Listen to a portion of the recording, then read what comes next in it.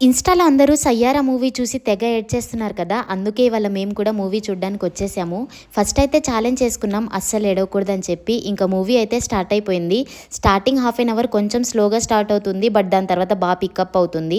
నేను హిందీ మూవీస్ అస్సలు థియేటర్‌లో చూడను. కానీ లాస్ట్ 10 డేస్ నుంచి కంటిన్యూస్‌గా మా ఫ్రెండ్ ఇన్‌స్టా ఫీడ్ అంతా ఇదే కనిపిస్తుందంట. ఇంకా హైప్ తట్టుకోలేక తీసుకొచ్చేసింది.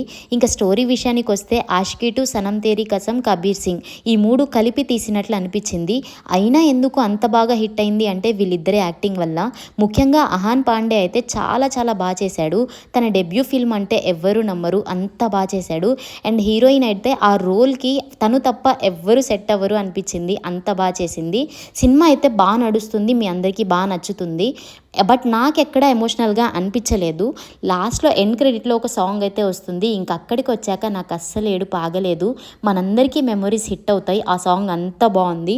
చాలా ఎక్స్పెక్టేషన్స్తో వెళ్ళమని నేను చెప్పను, బట్ మీ అందరికైతే నచ్చుతుంది, నాకు కూడా నచ్చింది.